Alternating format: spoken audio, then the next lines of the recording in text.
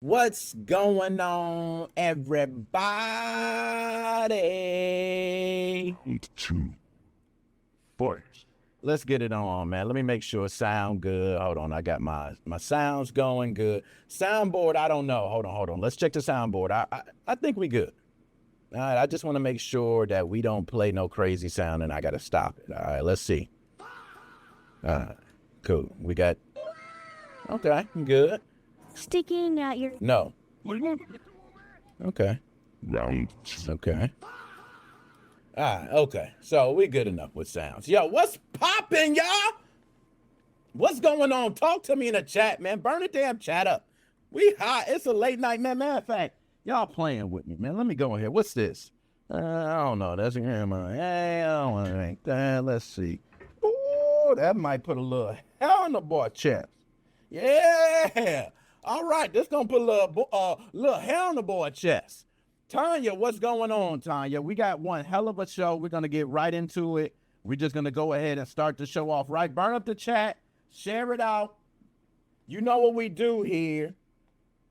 Hey, you ain't had the flu here. We got it going on, y'all. Bye, y'all. Here we go. Tanya, what's popping? Here we go. I got to take it, man. It's a little bit. I ain't gonna lie. I'm capping. Woo! Oh, Lord. What's going on? 7/26/2026. You could be anywhere else in the world and you're here with your boy, Dap Me Up, Harry Knuckles, and it's all. Round two.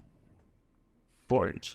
You know what time it is. It is time for Nick Moses 05 Gaming Podcast, the hottest, fastest growing gaming podcast around. If you don't believe me, check out the content across all socials.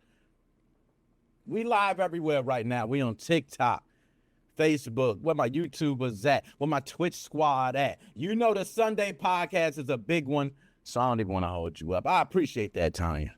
Appreciate that. You know what I mean? That's the least we could do. I'm out here working, right? But nonetheless, I want to get straight into the show. Before we get into the show, I just want to let everybody know, for those who do not know, we will be at, I don't want to get it wrong, Fan Expo Chicago from August 14th to the 16th. If you're going to be at Fan Expo Chicago, you could be there with Nick Moses 05 Gaming Podcast. We really appreciate it, Fan Expo Chicago. Thank you from the bottom of our hearts, man. We're honored to go and be able to be there. The next thing is Michigan Retro Game Expo. We're going to be there, and I think that's August 29th, right? We honor for that. Nonetheless, let's get to the damn show.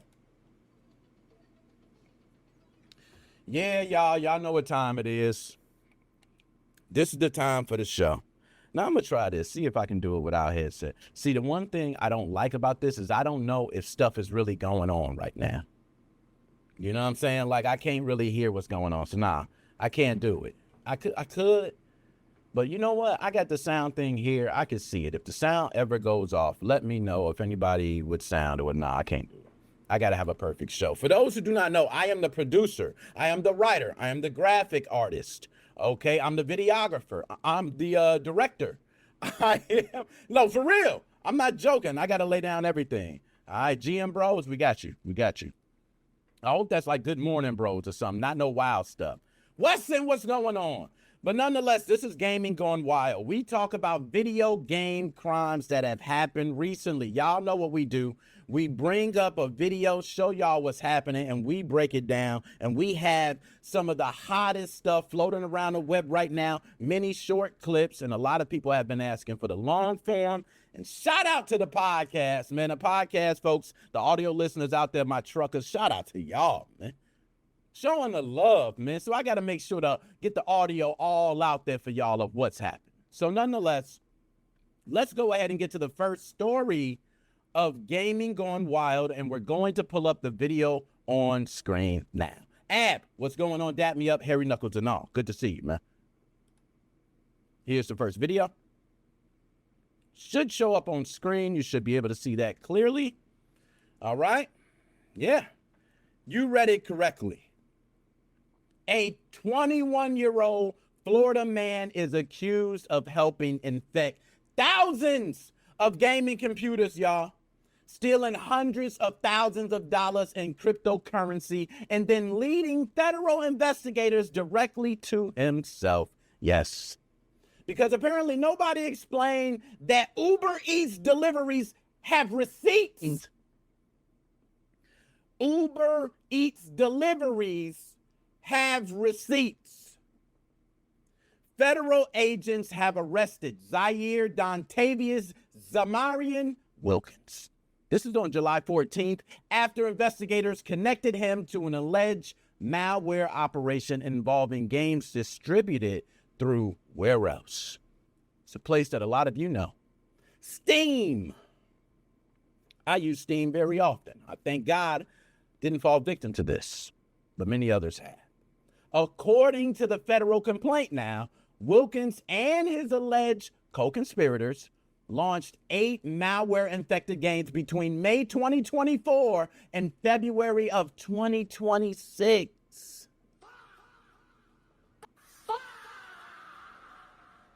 Yeah. That's a long time, y'all. That's a long time. Nothing happened. But nonetheless, between May of 2024 and February of 2026, they were compromising approximately 8,000 devices and gaining unauthorized access now to around 80 cryptocurrency wallets. You cannot make this. It's up. At least 220,000 in digital assets was allegedly stolen. Nasty work. The FBI now has identified games connected to its investigation, including Block Blasters, Chimia, Dashburst, Lampy, Lunara, Pirate Fi, and Tokenova. These were not necessarily games that immediately look broken now, okay? But players could download them, install them, and apparently play them. And they played them normally while malicious software quietly collected data and ran in the background, collected passwords, account information, and data that did provide access to cryptocurrency wallets. I gotta say allegedly. Damn, we gotta be journalists here. The operation was also highly targeted. A lot of people do not know that because the games were promoted through Discord, Telegram, X, LinkedIn, all your favorite platforms. Automated bots were used to identify people with large cryptocurrency holdings and send them messages encouraging them to download the games. Yes, they were targeted. Wilkins is accused of helping finance and market the operation, including, allegedly, spending $10,000 on a remote access Trojan rather than personally developing every single infected game. One of the most disturbing victims out of all of this, for those who do not know, is Rostaland TV, who reportedly lost more than $30,000 that had been raised to help pay for his stage 4 cancer treatment. This is no joke. Yes, Rostaland TV reportedly lost more than $30,000 damn dollars, all from this. And this is for stage 4 cancer treatment. This is not an imaginary number either, y'all. Like, this is for real. It's sitting in a digital wallet. It's real money donated by real people to help fight for a real cause. And this is what happened. Big salute to everybody joining. Also, share out the content, please. Thank you. I want to get to the chat here, too. So if you do have anything to add, please write in the chat, because at the end of this, I do want to go through the chat. Anything you want to add, I do want to talk about.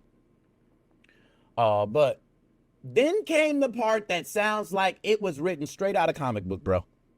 Investigators traced cryptocurrency connected to Wilkins to more than 150 gift card purchases. Yes, 150.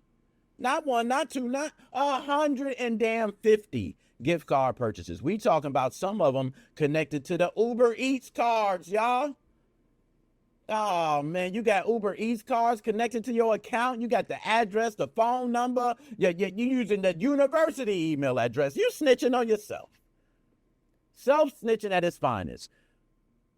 These food deliveries are what allegedly led authorities directly back to him. So, this case also creates a larger problem for Steam. I must say, this is where I believe it causes a much problem for, bigger problem for Steam. Every time malware is hidden inside any game on the Steam network, I don't care if it's a small game, big game, medium game, it don't matter. Legitimate, independent devs are going to be the main ones to suffer, because if you're an indie dev and you're a one-guy team, how can people trust you to release a game that we can't even trust Steam at this point. We got to trust you. We got to use our own AV to why should we have to download a game and they got a virus on it? I swear, if I get, which has happened in the past in some previous games on systems, I'm not going to say what they are, but you can play some games and then next thing you know, it would damage something, right? But not like taking cryptocurrency. I don't know what else to say on this. I'm damn near done. Wilkins faces up to 10 years in prison if convicted. And the complaint remains an allegation until proven in court. That's what's crazy to say. So we still might have people out there doing this right now. So 8,000 computers is an alleged number, but allegedly infecting 8,000 computers and then getting caught with food deliveries is nasty work. That's why gaming going wild. That's the craziest ending of all. Okay. So DJ C Money, what's going on? Dap me up, hairy knuckles and all. Hard. You have to sandbox it. Look, hey, don't be giving them the tips. Trust what you're doing, man. You don't need them. He already got enough cryptocurrency. He had enough money to pay you to get educated. He didn't do it. Now we facing 10 years. He didn't sandbox nothing. He didn't separate nothing. He didn't have nothing connected off from the internet and another part connected to it. He didn't think nothing through. But he did think part of it through because he got through. Nonetheless, let's go ahead and move on to the next one, because I told you we got a hot damn show today. I cannot waste no time. Woo-wee. And we got to get to Nintendo. Oh, man, we got so much. So let's go ahead and get into it, man. All right. Here we go. Y'all see what's happening on screen right now. I hope you do see it. Well, I hope you do.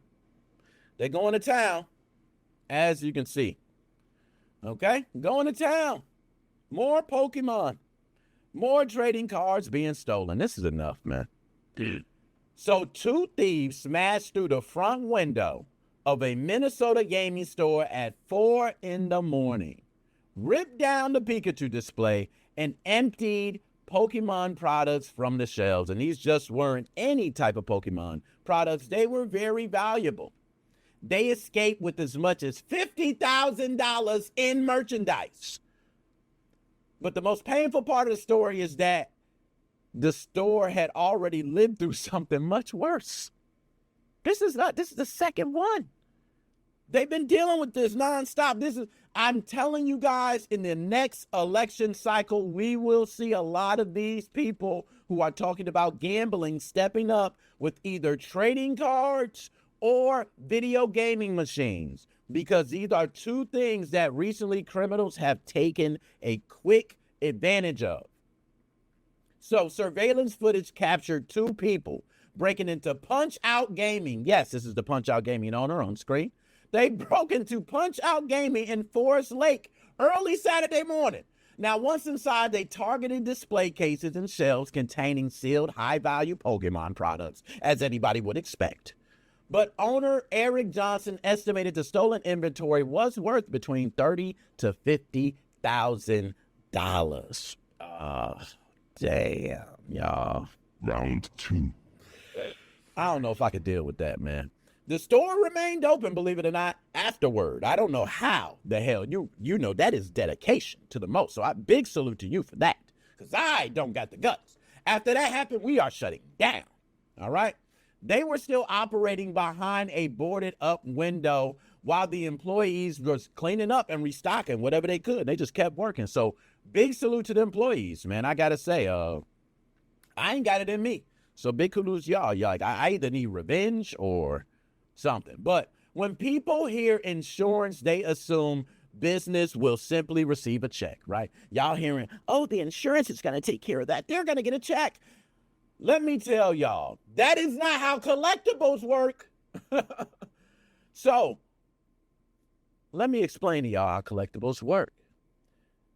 Insurance may reimburse the original invoice price, but not necessarily what the product is worth today. Do y'all hear me? So imagine the product is worth $50,000 today, but insurance has it covered for 10. That's what happens. So a sealed Pokemon product purchased for $100 could now sell for $500, but the business could only receive the $100. Just think of that. You got a card, it's $100. It can sell for $500. You're like, bro, here, man, I'm gonna make extra $400 on this card. Yes. It gets stolen, and then insurance only gives you the $100. You don't even got the card no more. So even receiving the money does not guarantee the store cannot, they can find another copy.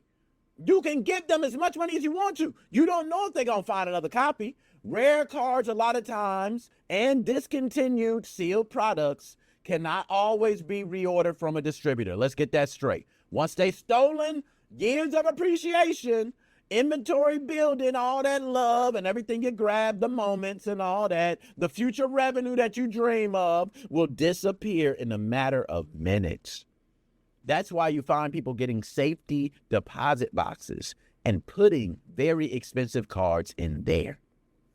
So, Punch-Out Gaming understands better than almost anyone because they've been through scarier incidents. This dude he's more of a thug than me, okay? Because he stayed and hey, we're going to keep working. You're crazy. I got to get revenge. Hey, let's do it. Let's go out. Let's get him. But in February of 2022, burglars entered the vacant business next door. They cut through the damn drywall and crawled directly into the store's storage area. Now, Eric Johnson estimated the sales value of stolen Pokemon merchandise. That crime, that time, was $250,000 of merchandise stolen. I repeat, they went next door, cut through the damn drywall. They cut through the drywall and went into the storage area and stole $250,000 of merchandise. That is crazy. Now, criminal charges later identified the original cost was roughly $145,000, but we talked about the estimated cost. And more than 2,800 packs and other Pokemon products were taken. All right? Suspects from that case were eventually caught. Thank Lord. Whew. Whew. But Johnson says they are now in prison, but it don't matter, because they keep coming. Even though the store has upgraded its security following the incident. 4 years later, here come another group, okay? And they decide to smash the front window and grab whatever they can carry. They also reportedly, at least reportedly, had a third card or gaming store hit in the Twin Cities in the past month. I ain't gonna put some bucket. Let's stop. This is too much. This is just too much. We believe the actual number may be closer to 4 or 5. Like we are underestimating these numbers. Authorities have not announced whether the burglaries are connected. No suspects have been publicly identified in the latest case, but this is just to give you an example what happens. They're even considering more security, overnight protection, possibly a guard dog. Like, they're thinking of everything. But a neighborhood gaming store may need to be actually sleeping inside the store to keep it safe. Sorry to say. Let's go ahead and move on to the next story. That's sad, man. That's real sad. Like I told you, we got a hot show today. We got to get straight into it. You thought we were done. Nope, more. Shane, what's going on? All the way from Melbourne, Australia. Dap me up, Harry Knuckles and all. For those who do not know, this is my dog, man. Shane, when you come to the States, We're going to kick it, man. All right? And people don't know. I have a lot of different people I know from many different countries. I got my passport. Man, I'm Nationwide Nick. Don't they know? Nationwide Nick been a thing, man. But anyways, let's go ahead and get into it. Pokemon cards have apparently become so valuable that criminals are now dressing up like some damn construction workers on a GTA mission and kicking through gaming store doors and fleeing with boxes of cardboard worth more than some people damn cars. I repeat, worth more than some people cars. Two thieves broke into Mind Game store in Mooney Ponds, Australia. This was at approximately 3 in the morning on Monday. Now, security footage reportedly shows one suspect wearing an orange high visibility jacket, all right, or high visibility, excuse me. But you know, he got that orange high visibility jacket that he's wearing. And the other wore a yellow high visibility jacket, or vest, excuse me, over a black hoodie. The pair forced their way inside, climbed over the counter, and began grabbing approximately $15,000 worth of Pokemon and One Piece trading card products. Whoo, man, One Piece is coming up, man. They are worth a lot too. Unfortunately for the suspects, suddenly was apparently not included in their criminal strategy. As you can see, they're bumping around and jumping and falling and stumbling, and they're doing a lot of different things. They got the ass crack showing. It's a lot of things going on. They just were really stumbling all over the place. Mind Games employee and former Lego Masters contestant Jordan Hocken posted the surveillance footage online and nicknamed the pair Twiddle-Dee and Twiddle-Dum. Well done. Which way did he go, George? Like, you know, you get that type of feeling from him. Huh? But one suspect reportedly exposed part of his face, removed his hood, and knocked merchandise onto the floor while attempting to gather it. The other pulled a camera from the wall while reportedly giving viewers a clear look at his bald spot and more of his ass cheeks. His backside will be appropriate. Than any detective should ever have to see. Like, we should not have to see that. Now, Shane, that's about 30 minutes from my home. Shane is my dog from Melbourne, Australia. Shane, I did not know that. We just cover these stories, man. 30 minutes. You see what's happening, Shane. It's happening all over. This is not just happening over by you, Shane. It's happening around the corner for me. It's happening around the corner to a lot of us all over the world. These are easy targets for criminals. It's easy. Now, the pair eventually loaded the stolen merchandise into a large black box and escaped, believe it or not, in a dark blue mini hatch. Despite all the fumbling, stumbling, and all that, the damaged store and missing inventory created a serious disruption for the business, which I hate, including the loss of products that had already been reserved for customers. This was also not the first time this location had been targeted. Isn't this the same damn thing we just heard? In April of 2025, another burglar reportedly used a golf club to smash into the same store, stole more than $3,000 worth of Pokemon cards. Other collectible shops across Australia reporting similar break-ins. Some stores being robbed multiple times in the same week. Businesses are considering metal shutters like the damn purge. They want reinforced storage rooms so they can sit back there and monitor you while you break in the store. All these expensive security upgrades, and y'all already know where it's going to come. Get ready for your tax dollars. Now, the reason trading cards are having this happen, we all know. Trading cards are small, portable, and so damn increasingly valuable. A criminal can carry thousands of dollars in merchandise in one bag and attempt to resell it through online marketplaces without anyone even knowing. He doesn't have to move a television, a console, anything big. These rare cards are sometimes, and I'm not lying, y'all, worth tens of thousands of dollars. while sealed products increase over time. So if it just sits out there, it increases. What if they're not, they're probably bending them, I'm sure, but what if they're not bending them? So a lot of store owners now are warning that Pokemon-related theft has moved beyond isolated shoplifting. This is really organized smash and grab crime. We have to change the framing of it. And I agree 120%.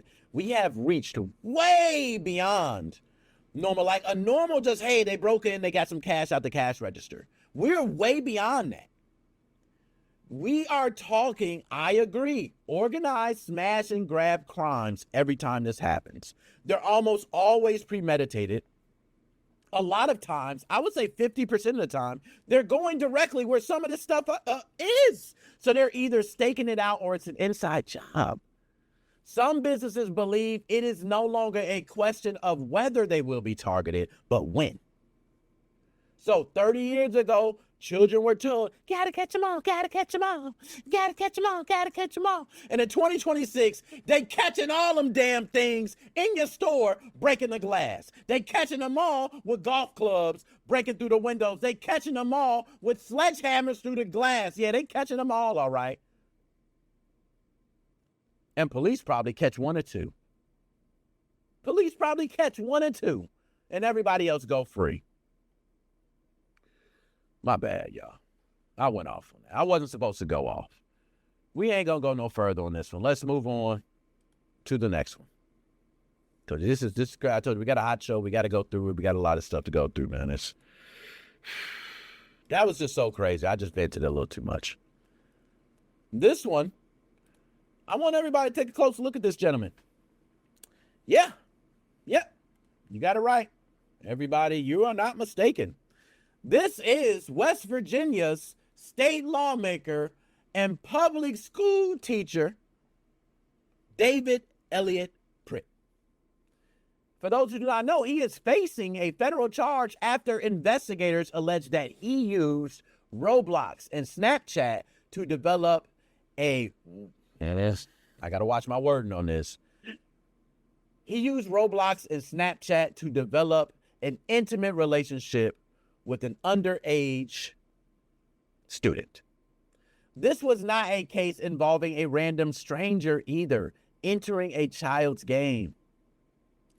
So the accused adult was already one of her teachers and allegedly used online communication to extend access beyond the classroom. So we're talking after hours.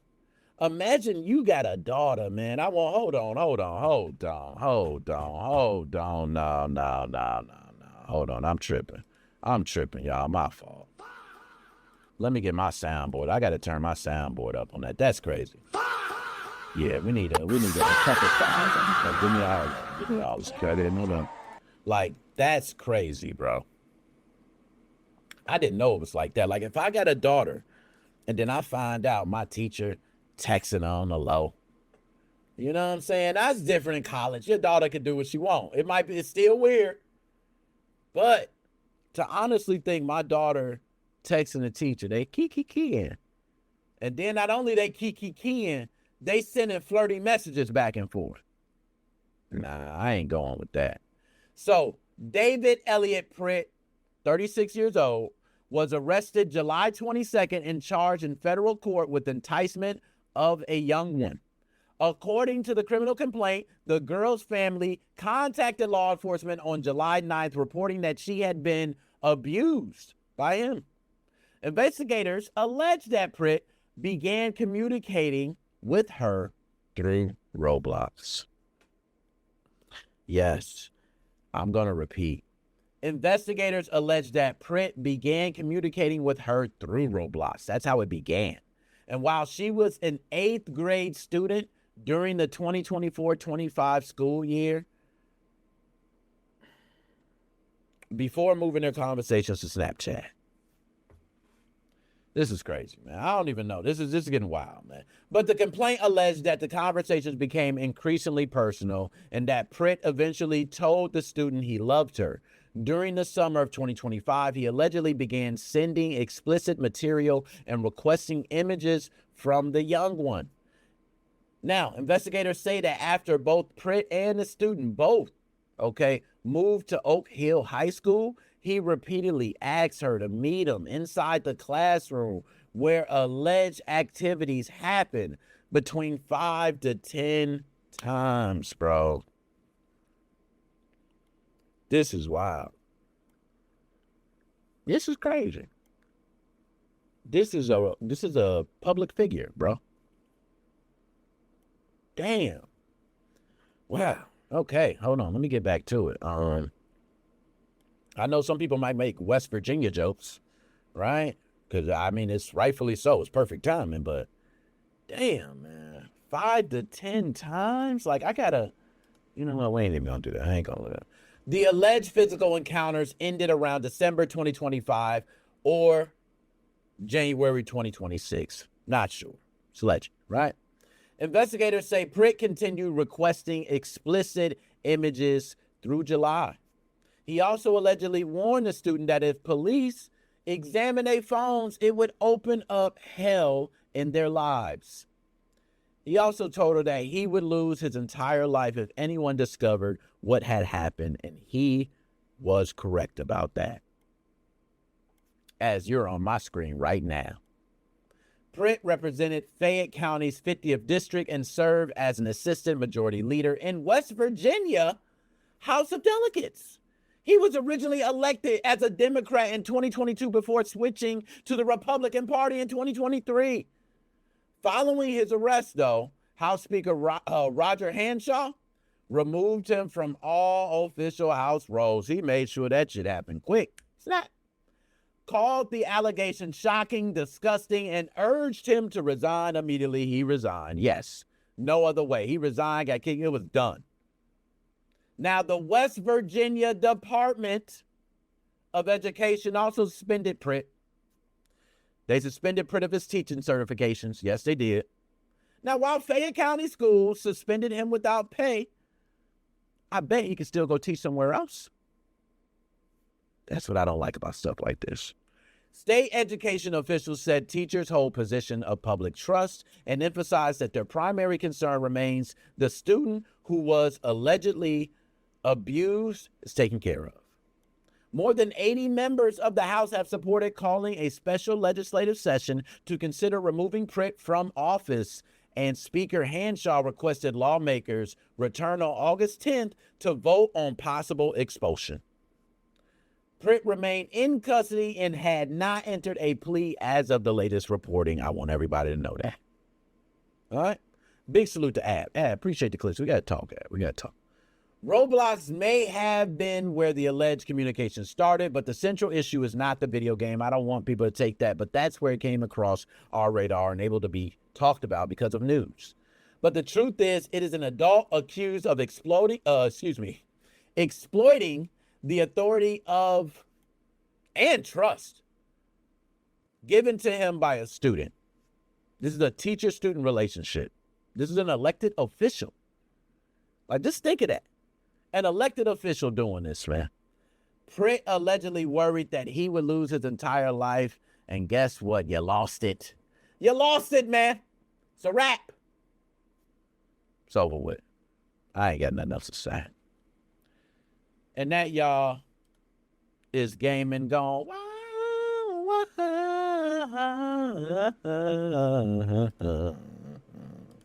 Let's get to it. On to the next topic. Now, it should work. My Stream Deck ain't going. Okay, I'll do it myself. I mean, I guess so. Stream Deck ain't working. Come on, Stream Deck. You got to work with me. It's partially working. So, y'all, Nintendo has delivered one of the coldest messages a gaming company can send to its customers. Nintendo is something else, y'all. Nintendo said, you paid the price we demanded. You received the product. And whatever happens afterward is none of your business. You shut the hell up. You deal with it. We gonna get ours. You figure out how to get yours. Okay?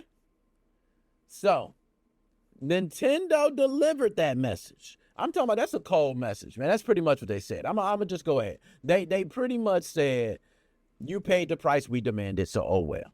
Now, what are we talking about? Let's go ahead and break it down. I want to break it down good. So, what I spoke about is essentially Nintendo's response to a proposed class action lawsuit filed by customers seeking part of any tariff refund the company receives from the government, right? And that's the United States government that we're talking about specifically, for those who get it correct. Nintendo's attorneys argue that customers receive exactly what they bargained and paid for, and were free to avoid the purchase or choose a competing product if they dislike the advertising price. Nintendo is asking the court to dismiss the case, arguing that customers are not automatically entitled to rebates because the legal circumstances surrounding the tariffs later changed.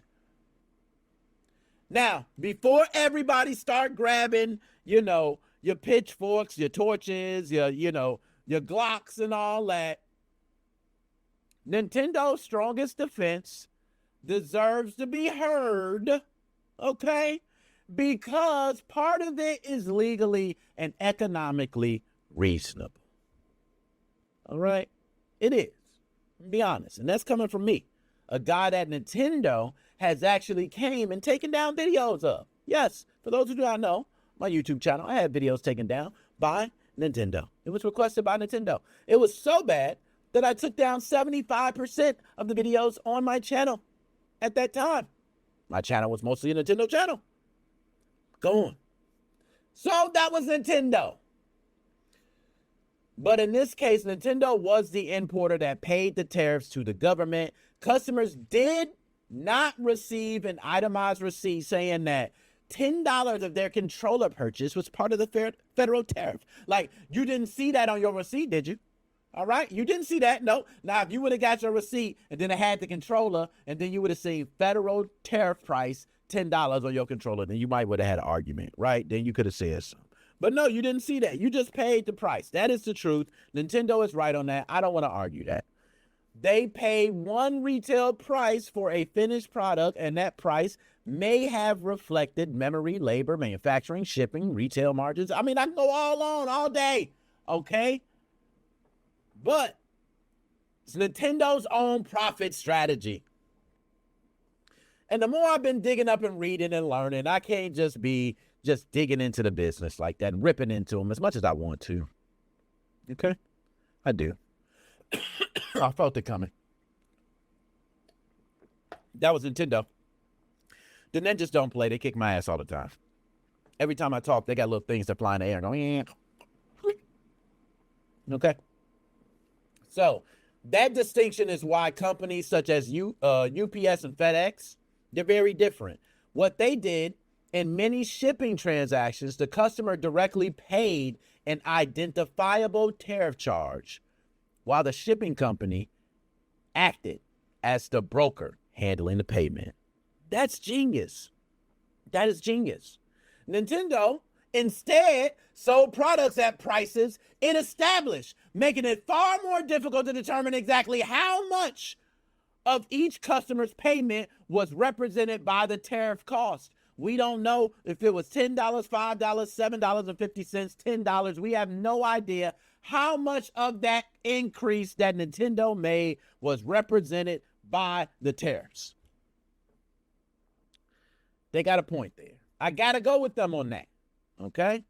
Nintendo also did not simply raise every price by the exact amount of every tariff. In April, it made, and it's April 2025, so let me state that. April of 2025, it maintained the Switch 2's console announced price of $449.99, okay, while increasing the accessories because of changing market conditions. And Nintendo, you think you slick. Matter of fact, hold on. Nintendo, you ain't slick with the changing market conditions. That was your way to not say tariffs. Nintendo is, I'm not going to lie, Nintendo got some of the smartest damn lawyers and some of the smartest people working there. They do. Like, the way they think ahead and they frame wording and stuff, Yo, they literally said market conditions. It was the tariffs. But later that year, it adjusted prices for the original Switch family and additional products using similarly broad language. Nintendo now says the tariffs were only one factor. Alongside memory, labor, and shipping expenses. Look how Nintendo do you. So Nintendo don't want to give you no money. All right, they ain't really saying they don't want to give you no money. They're saying they're not legally obligated to give you no money. See the wording? So, there is also a real argument that the tariffs damage Nintendo even if customers absorb some of the higher costs. There is actually an argument there.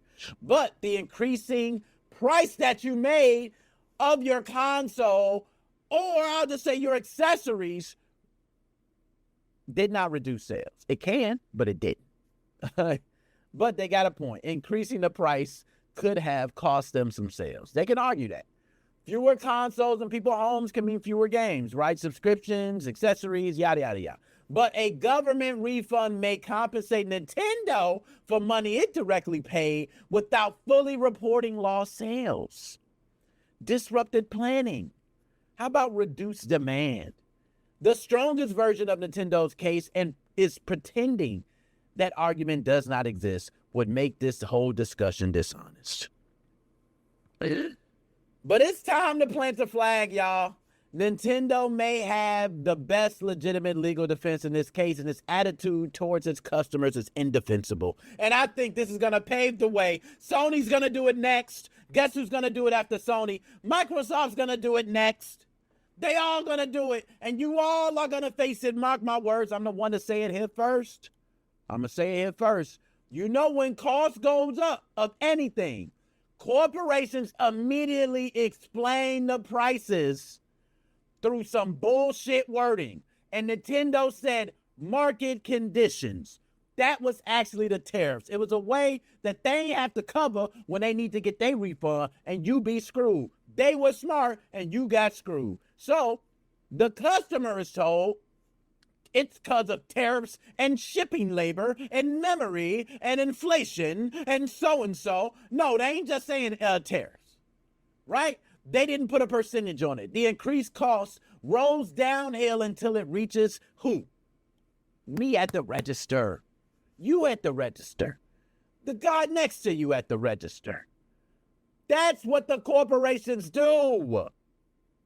So when one of those costs is later reversed and the corporation receives money, okay, the relationship ends at the cash register. Suddenly, the price had nothing to do with the company's expenses. Suddenly, the customer merely agreed to a number and received a plastic box. He surrendered every right to question where that number came from. You cannot constantly invoke your cost when defending a price increase and then declare those costs are irrelevant when they begin producing refunds. I'm sorry, Nintendo.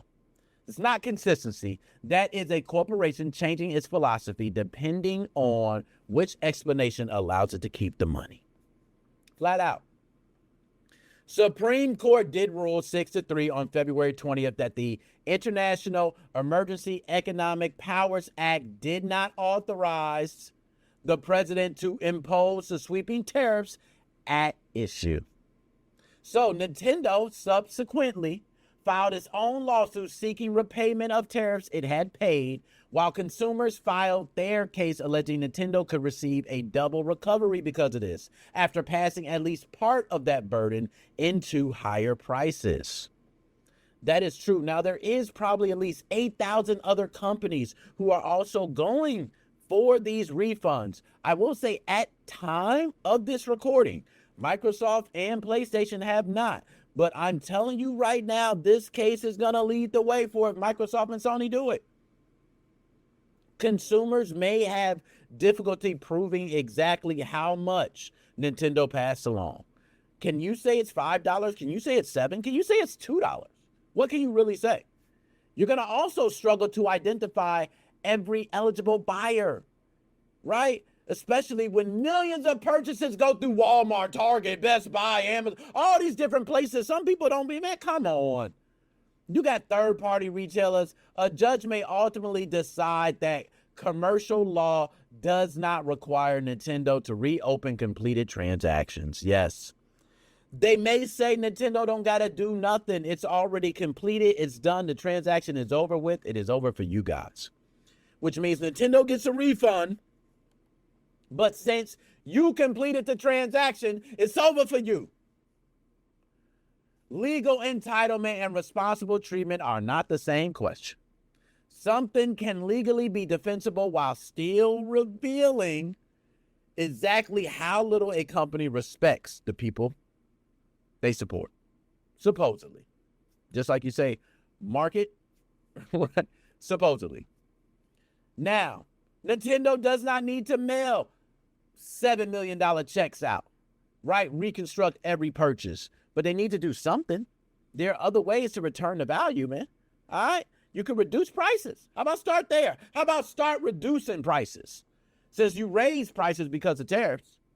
And by the way, we all know for those who do not know, the IEEPA, they just listen to what the president tells them to do, right? It's an economic disaster happening. And during the time of economic disaster, the president can do like all types of economic sanctions, and then they just have to follow. So they just kind of follow through with the tariffs. We all knew they were bogus from the beginning. Everybody said this was going to happen, and companies were literally waiting for this. So it happened. It happened. Now, before I move on, because I do got a lot more to talk about, I just want to say this. Nintendo, you need to keep it real. You're double dipping, okay? You're double dipping. You want to cover and get refunds for tariffs. You want to get, and I'm not going to lie, on part of it, I understand, because if you're in Japan and you're shipping some goods here and then they overcharge you like hell, then yeah, I want that money back. But I don't have the right to raise my price. Put that on you. And then I send it over, right? Like, just think of that. I want y'all to picture that. Just picture me. I'm in Japan right now, okay? And I send over all my shipments of my Nintendo Switch 2 consoles. And they tell me right there, as soon as they get to the border of the States, they say, oh, man, hey, it usually costs you $100 per console extra, right? But now, guess what? It's going to turn into $160 per console extra. And I say, why? And they say, because somebody said they want to increase. But guess what? It ain't going to hold up. You just got to wait. I go back home and I say, yo, I got investors with deadlines. We got to release this. I have to. So then I say, you know what? I want people to get the game. I'm going to raise the price. And you people are going to support me, and you're going to buy the system anyway. And when the tariffs come around, I'm going to find some way to show it back to you. I'm going to watch. I'm going to show some way to pay it back to you. And next thing you know, you pay the extra $60 on that console. You pay it. You pay it. Right? Tariff time come around. I say, yo, who was that, bro? Who was cat? I don't know, dude, man. Yeah, hey, we need our money, man, for all that extra. Yeah, and the extra from that. Yeah, we need all that. Nintendo, you some downright dirty dogs, man. I'm going to keep it real. And they already announced the Switch 2 is going to be increasing from $449 to $500. You know what I'm saying? And that's going to be September 1st. Y'all know what else is happening. You know, I ain't going to go too long. We ain't going to go down this long rabbit hole, man. But Nintendo may convince the court that it's safe and it's good and all that. But Nintendo, you're not going to convince me. I'm just going to let people know I love Nintendo and the way it has brought itself up. The history of Nintendo. I love Nintendo, man. But now it seems like a lot of this, you can tell you are flat out saying, screw the customers. Like, I understand when you do it and then...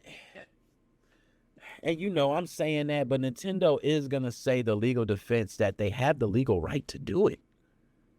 Right? They have the legal right to do it. The transactions are completed.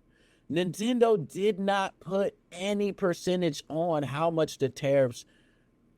Who knows if tariffs were even the reason they raised the cost? Damn, Nintendo nasty with it, man. Hey, Nintendo slick with it, bro. Nintendo slick with it. That's all I got to say. They real slick, man. Let's go ahead. I got to move on to the next one, man. I got a hell of a show. I got too much to go through. All right, we're going to try to run through these pretty quick because I got, oh, damn. Oh, wait, this is another good one. Another good one. Y'all, gamers are getting angry as hell at Xbox because they are, and I repeat, gamers are mad as hell at Xbox because they are testing advertisements in cloud gaming. Yes, they are. They're testing advertisements in cloud gaming. And I believe many people are getting angry at the wrong part of the story. I don't even think it should be that. Let me just go ahead and give you the news first and get my part. Xbox is testing a free advertising supported way for Xbox insiders to stream selected games they already own. Players do not need a Game Pass subscription for this option, all right? Advertisements appear before the session begins, and each session lasts for 1 hour. Xbox says the advertisements will not interrupt gameplay, and the entire program is optional. Players who already use another supported method of playing can continue to do exactly that and continue as they were doing before. But let me plant my flag in the sand immediately. In its current form, this is not a bad idea. Sounds good, as we used to say in Jersey. When I was in Jersey, we used to always say that. Sounds good. You know what I'm saying? Sounds good, which means we need to see some action. Right? But this may be one of the most logical and consumer-friendly experiments Xbox has ever done to all of us in years. For a company to make a joke about Sony stopping physical disc, you have some nerve, Microsoft. You have some nerve. Let me just paint this for y'all. You watch a short block of advertisements, okay? And in exchange, Microsoft provides the hardware, servers, electricity, bandwidth, technology required to stream the game to a device you already own.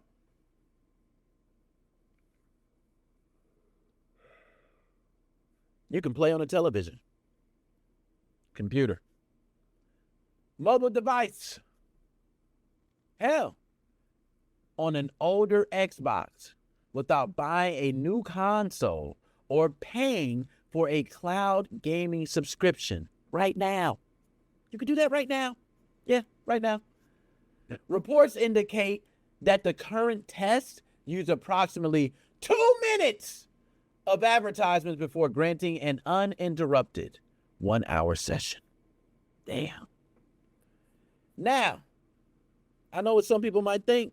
It's cool. But no, this has got to be some dystopian nightmare, bro. This has got to be something. Like this is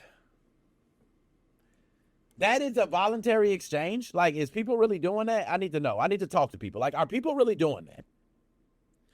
Television, radio, they've done advertising for generations. I remember watching infomercials as a young kid. When 2 in the morning would come around, I just see infomercials all the way to 8 in the morning. If I stayed up to 8 in the morning, some of them I would see the same infomercial every 30-minute block. Some of them they would switch up. It'd be a workout one. It'd be Philips Magnavox CDI. You know what I'm saying? It would be, something else, a grill, the George Foreman grill. Like, you would have these wonderful infomercials. I got it. YouTube gives viewers a choice between watching advertisements and paying for premium. You can pay for premium. YouTube said that. Okay, they did that. Spotify offers free listening supported by advertisements while charging customers who want the interruptions removed. Makes sense. NVIDIA's GeForce Now already operates a free tier with 1 hour sessions and advertising. Xbox ain't invent shit. Microsoft, you are reaching right now, okay? You are like reaching. It's almost like trying to sell a damn a popsicle. What they say, a popsicle to somebody with white gloves. You know what I mean? Like, it's just so dumb and idiotic. Like, I feel like this is so old school, backwards. You are talking to the wrong crowd. You just don't get it. I got stock in Microsoft, so I need to see some good moves. This one, not it. Advertising, you already know what you're trying to do, Microsoft. You're trying to slow pedal us into your matrix. You've been doing it for years. Before you know it, I'm going to be playing the game and a damn pop-out's going to come, and I'm going to see an advertisement while I'm playing the game, and you're going to say, you can play the game free. But I'm getting ads on a console, bro, like that I actually own. I find that weird. I find that so weird. Like, is it just me? Just think about this, y'all. You got a disc, right? Put the disc in. It downloads the disc, and it downloads all the pieces to it. Make it faster. You then set the disc somewhere. But cloud gaming knows you have the game, so it says, hey, you can play the game. Click, you play it. But you get ads? Why the fuck would I do that? Why would I do that? Why would I do that? I had the game right there. I just put the game in and take out the ads. This is the dumbest. Yo, Microsoft, I got stock with you, bro. This is dumb. This is, on the investor side, let me put my Microsoft stock hat on. No, I don't think this does anything. I think you already have cloud gaming. I think your cloud gaming is fine. I think you just keep making it better. Like, give me better features, not advertisement features. Like, NVIDIA GeForce did it a long time ago. You're late. Hey. Because gamers are not irrational for feeling suspicious, they have watched this exact pattern unfold across entertainment many times. Company introduces advertisement-free option. Advertisement becomes normalized. Paid service comes, which increases price. A service gets a cheaper paid tier. And then you go, oh, that cheaper paid tier looks so good. Oh my goodness. The original ad-free had this, but I'd rather get the cheaper paid tier. And y'all, you are being manipulated by Microsoft, and you do not know. The original ad-free experience is going to become more expensive. And eventually, customers discover that they are paying more money to receive less convenience than what they had before. That is my problem with this. When I pay, I want to pay for convenience. When I pay Amazon overnight shipping, I want my damn order the next day. I know that. When I say, hey, McDonald's, I want my fries fresh, I look on the menu. I make sure it say fresh. You know what I'm saying? Hey, I do. I don't know about y'all. You know what I'm saying? I'm going to tell you, if I'm at Portillo's and I got a cheese fry and somebody in front of me and back of me, they got roast beef burgers and everything out the wazoo, I ain't waiting. I'm walking to the person, hey, I got a cheese fry. I'm helping you. Okay? That concern is appearing throughout the whole entire community. Some players believe free tiers could become a training ground for the Netflix-style model, which is paid options and eventually receive advertisements regardless, unless customers move into the super expensive damn tier. Others ain't angry, though, okay? Others not angry about what Xbox announced because what they fear Microsoft may attempt is after the audience becomes accustomed to seeing advertisements around gaming. That fear is understandable, but I will not condemn a current consumer benefit because of a future violation that has not happened yet. Hell no. We cannot demand that companies provide more affordable access and then attack them when they test an optional method. Like, no, we can't do that. Okay? Microsoft is offering players an additional choice without removing the existing choices. Somebody who cannot afford a new console or another monthly subscription may be able to access a game through a television, laptop, or older Xbox by watching 2 minutes of ads. That is where it works. That is where it fits. That is where it needs to stay. Nowhere else. We don't need to see it anywhere else. You don't even need to try to bring it anywhere else. You need to leave this to a select few. You need to just say, hey, I just want to, I'm broke as hell. I cannot get it. And I understand times is rough, man. It's inflation going on. You ain't got it. You ain't got it. Hit it. Boom. I want that free. I just want to play games for an hour or two. Because that gets the job done for some people. If you play a fighting game for 1 or 2 hours, that's a fix. Every night, play a different game for 1 or 2 hours. You ain't got to pay for no Xbox Live. Yo, now that I thought about that, that is a genius thing. If you're a gamer that does not game for a long period of time, is this a good model for you? Right? Because then let's say you game for 1 hour at a time every night. You're not a person that wants to spend a lot of time on any game. You could technically watch 2 minutes, right? Let's just say they got a wide variety of games. You then pick a game, you get to play it for 1 hour, and then that's it. And you could do that every night with any game. That would be a genius idea. I ain't gonna lie. You know what I'm saying? Oh, my dog, Devon, get the table. My dog dabbed me up every knuckles and all, man. What's popping? You know what I'm saying? I don't want to go on too much with this because we got to move on to the next one. Cloud gaming can also allow Xbox One owners to access newer games, y'all. So we want to give it up for cloud gaming. It can, all these people with older hardware and different things can access it. And specifically, people who have, let's just say, difficult to find consoles, right? Sometimes they're just expensive, difficult to find, and you're just looking for the certain one.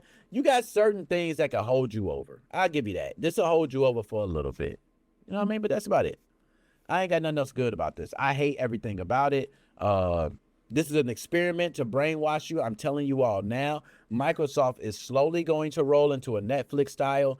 You are going to start having ads in your games. Y'all, don't be surprised if you playing GTA 6 and in the middle of one of your missions, your screen go to a little pop-out square and you see an advertisement come on the side and it's talking about some video game related, right? Something that you like.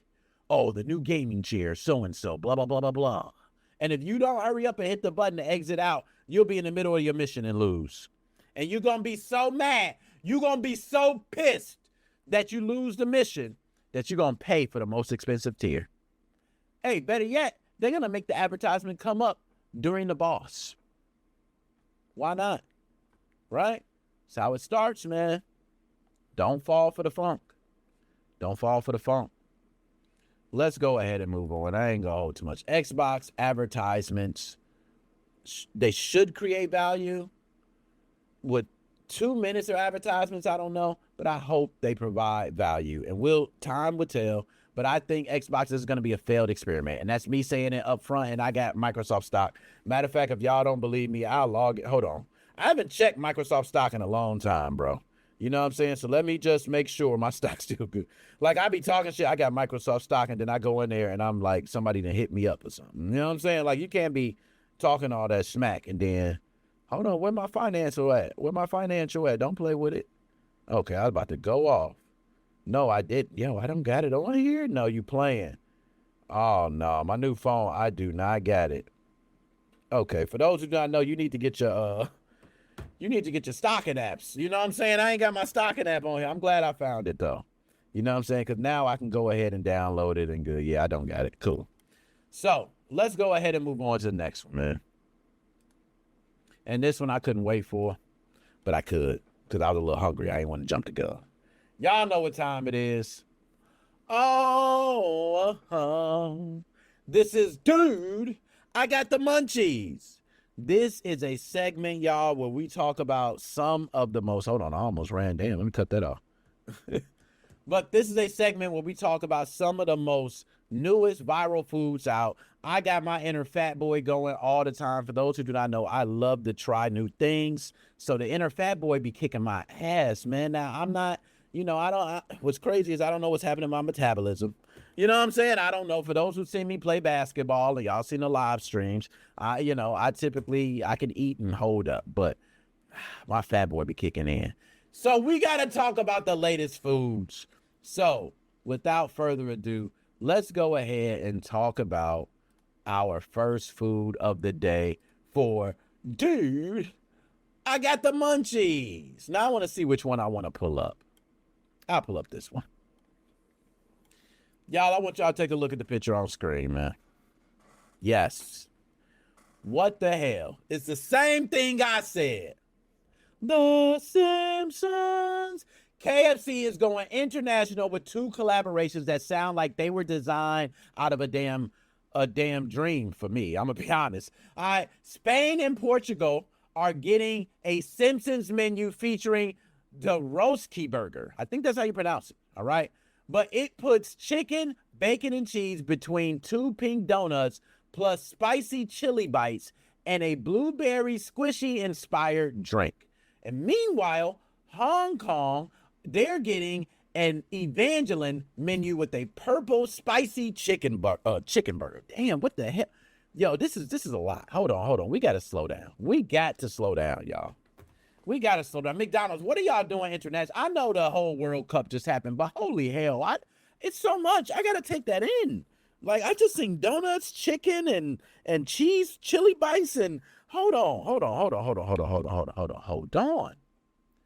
Okay. The Roski burger puts chicken, bacon, and cheese between 2 pink donuts. You get some spicy chili bites and a blueberry squishy inspired drink. And in Hong Kong, they're getting an Evangeline menu with a purple spicy chicken burger, purple sweet potato desserts, and collectible character cards. And this is all through August 31st. Okay, we are once again being forced to watch these countries upgrade their DLC packages on fast food every day. I'm sick of it. Nice job, guys. Nice job. Let's go ahead and move on to the next food. They did well on that one. I can't even hate. They did real good on that one. Let's go ahead and move on. I want y'all to be ready for this one, man. Y'all ready for it. Now, I'm sure you heard about it. I'm sure you've seen it. My wife brought this to me. Now, first of all, I want to go ahead before we get into this one. On the last one, my man Shane said, yuck, on that last one. He wasn't feeling them chicken burgers with the donuts and all that. That was kind of crazy. And my man Devon, I still can't get that croissant out of my head. Yo, I'm not going to lie. He talking about the Costco croissant donuts. Oh, man. Is that the one you're talking about? We had another croissant, but that croissant donut was crazy. And then you might be talking about another croissant. And we had another, but nonetheless, let's get off. Let's get to it, man. You know what I'm saying? Can't wait to check out, yo, Shane. You go check out the stuff in the States. But y'all, this the one. My wife came to me and said, baby, look at this. And I ain't gonna lie, y'all. At first, I looked at it. I wanted to look at it and be like, nah. But then I said, all right, okay. Look all right. Look all right.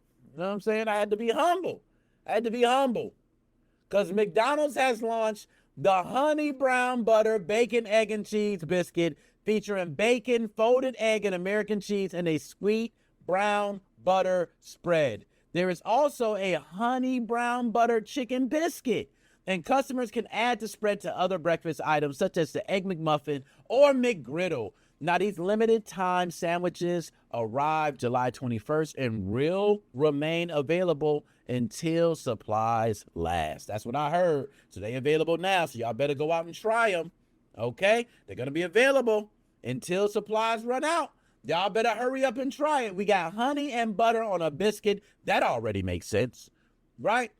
Add bacon. That already makes sense. Egg and cheese. That already makes sense. All right. McDonald's. Y'all, hold up. We got to give it up for McDonald's, y'all. I'm not going to lie. McDonald's, they got an item that I want to try. I want to wake up early tomorrow and I want to get me a honey butter egg and cheese bacon biscuit. I don't know if I'm going to do bacon. You could probably do a sausage. I don't know if I want to do a McGriddle because you could just get this. Oh, man. McDonald's, talk to me nice. About time. Yo, man, and I ain't going to lie. This the type of meal that you mess around and want with a large fry.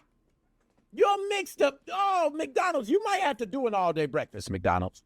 You might have to. You might break the bank if you do all-day breakfast. You might need to get special locations for all day because you just stepped into a new territory. You know how we get when things go viral, McDonald's. So if this goes viral, you could possibly build some stores out of this.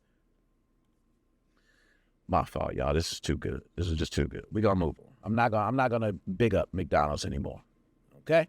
Not going to do it. I'm not going to do it. We're going to move on to the next one. That ish look delicious. Okay, that's just me. That's just me. Let's go ahead and move on.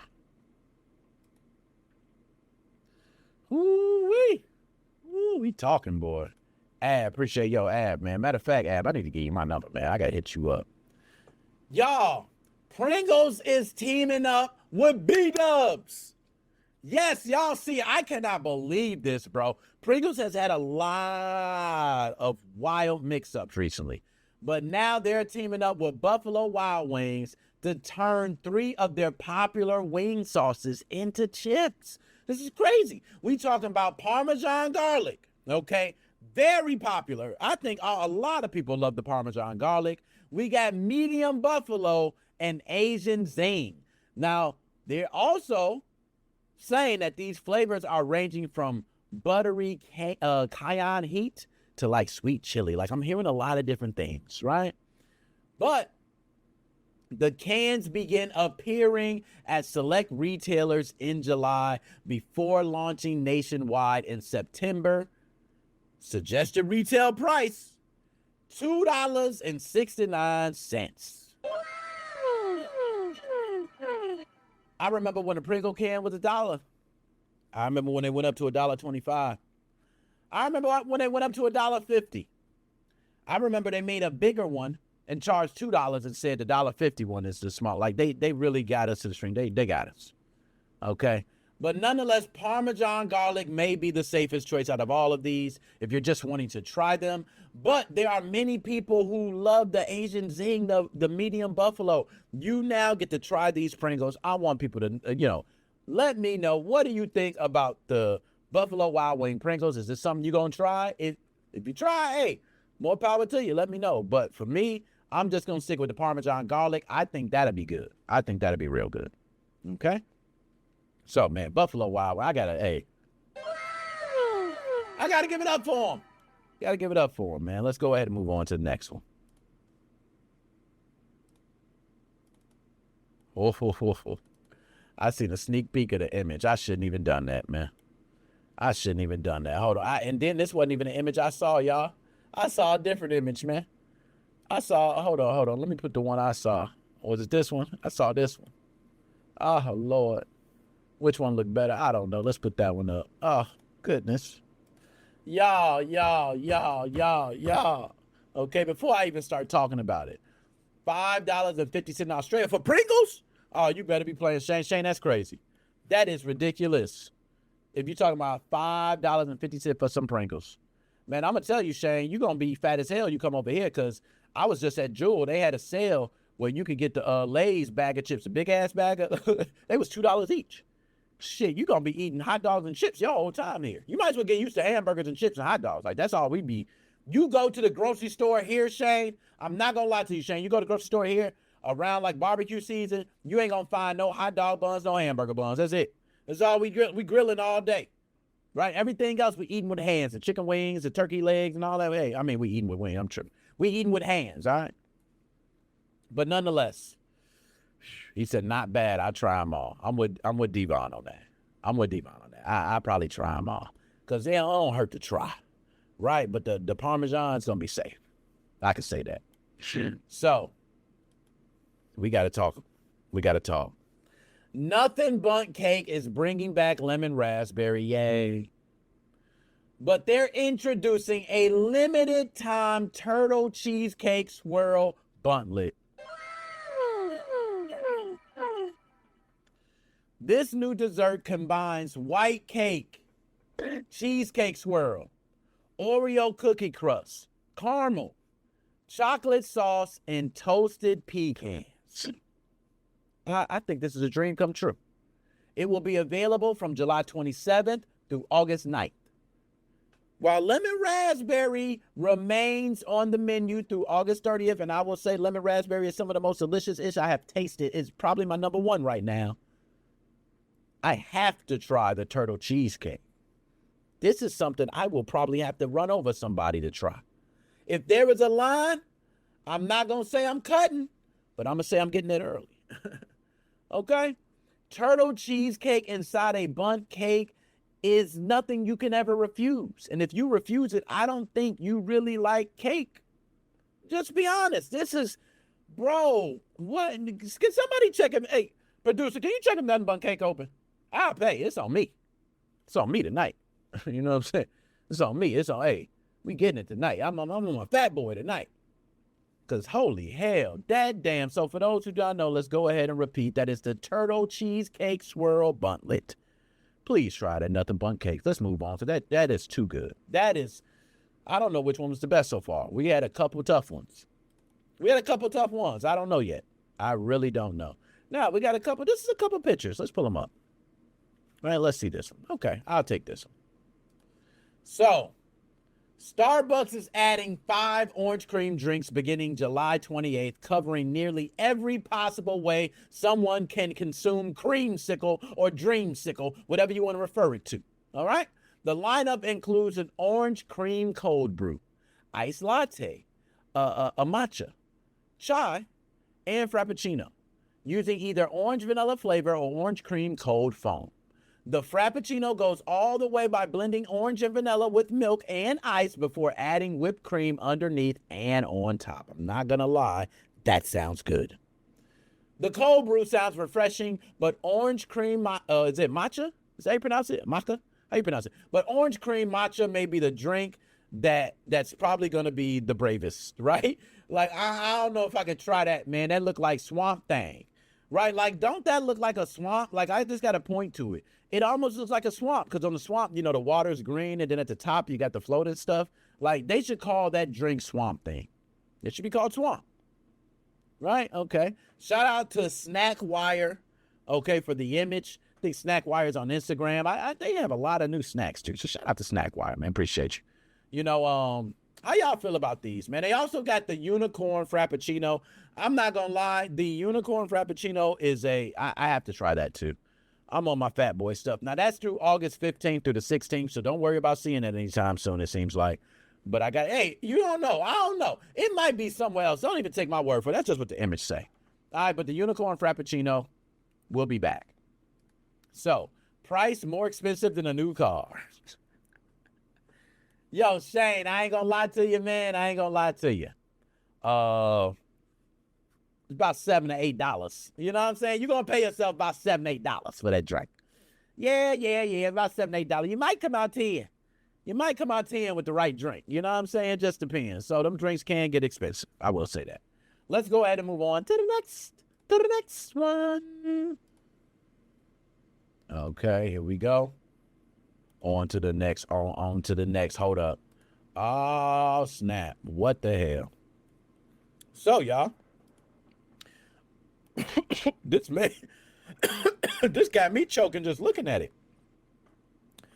Whoo! That's some heat.